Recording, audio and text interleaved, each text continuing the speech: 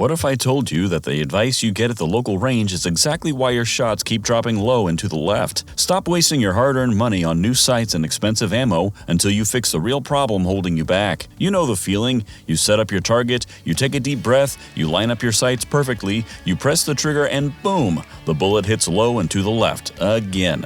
You adjust your stance, you dry fire a few times, you try again. Same result. It is incredibly frustrating to know your aim was dead on, but the target tells a completely different story. Most shooters think there is something wrong with the firearm or the iron sights. They spend hours turning screws and tapping rear sights with a hammer. But the truth is, most accuracy issues stem from grip or trigger flaws, not the gun or the sights. Today we're going to fix that. We're going to look at one key element that can tighten your groups noticeably in a single range session. It is an overnight change used by legends like Bill Jordan, Rex Applegate, and Rob Leatham. By the end of this video, you will know exactly how to lock your hands in a way that creates a rigid platform and a straight recoil track, giving you zero sight movement when you press that trigger.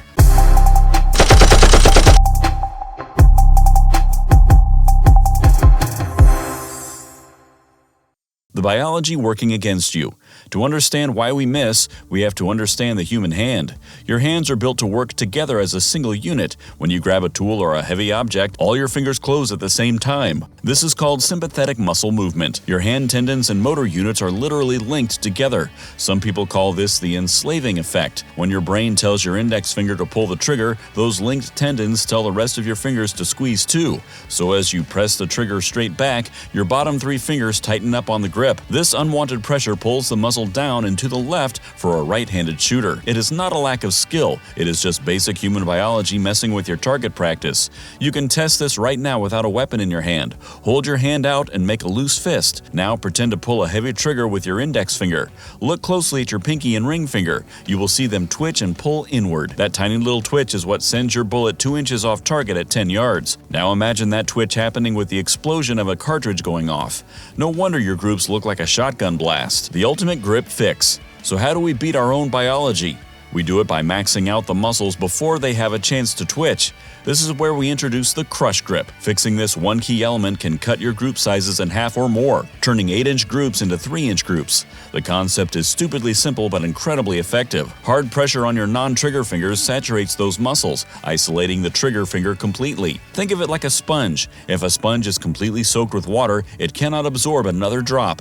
If your fingers are squeezing the grip as hard as humanly possible, they cannot squeeze any harder when your index finger pulls the trigger. They are already maxed out. This isolates the trigger finger, allowing it to move straight back without disturbing the rest of the hand. This creates a completely rigid platform.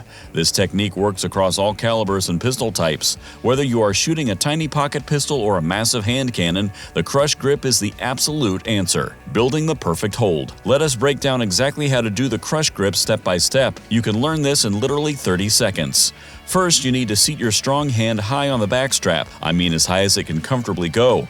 You want the web of your hand locked tightly into the beaver tail of the frame with absolutely no gap. If there is space between your hand and the top of the backstrap, the muzzle has room to act like a lever and flip upward when it fires. High and tight is the rule. Next, you bring in your support hand. Wrap your support hand around your strong hand, making sure your palm is filling any exposed grip panel on the side. You want maximum skin contact with the surface. If you can see the side of the grip panel, you are not wrapping your hand around far enough. Now comes the magic part. You need to crush the frame as hard as you physically can with every single finger except the trigger finger. I am not talking about a firm handshake, I am talking about a death grip. Your forearms should physically tense up from the pressure.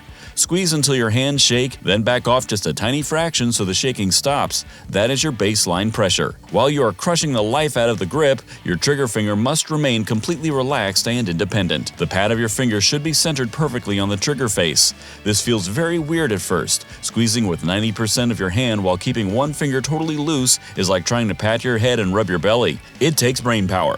But this separation is what guarantees your sights will not move. Next, look at your thumbs. Both of your thumbs should point straight forward along the frame of the gun. Make sure you are not putting any pressure on the slide catch or other controls. Your thumbs are just resting there, pointing toward the target. Do not press them into each other either. Finally, balance the pressure. You want to use a 60-40 split. That means applying about 60% of the pressure from your support hand and 40% from your strong hand. Your strong hand needs to run the trigger smoothly so it cannot be maxed out to the point of exhaustion. Your support hand does the heavy lifting to create balanced recoil control. If you want more no-nonsense tips that actually work, make sure to hit subscribe to Guns You Can't Live Without right now. 7 crucial tweaks.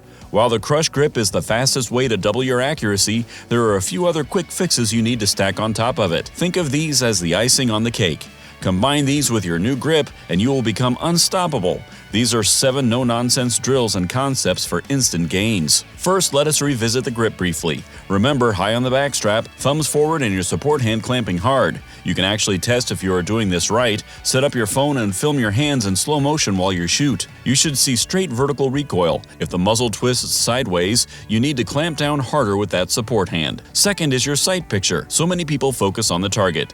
That is a massive mistake. Your front sight needs to be razor sharp, which means the target in the background will be blurry. Your eyes can only focus on one distance at a time. Put all that focus on the front sight. Make sure you are using the right eye. Use the triangle test to find your eye dominance. Third is trigger control. You want the pad of your finger pressing straight back. Take up the slack first, then apply a steady press. Do not slap the trigger. Slapping is when you let your finger fly off the shoe and then smash it backward for the next shot. Keep your finger in contact with the plastic or metal the entire time. Fourth is breathing. Do not hold your breath until your face turns blue. Instead, take a normal breath, exhale about halfway, and pause. This natural pause after a half exhale gives you a 6 to 8 second window of total stability. Break the shot during that window. Fifth is your stance. Adopt a modern isosceles stance. Keep your feet shoulder width apart, lean your upper body forward slightly, and keep your knees soft and bent.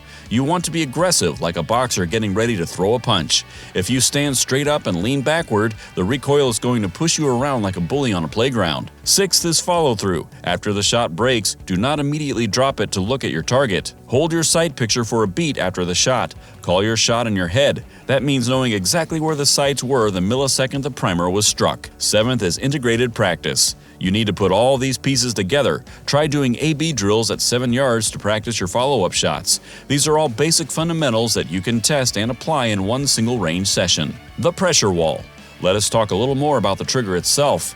Another amazing fix to stop jerking the muzzle is trigger preloading. The golden rule here is to be on target, on trigger. Modern pistols have a bit of a mushy travel before you actually fire. You need to take up all that slack until you feel the pressure wall.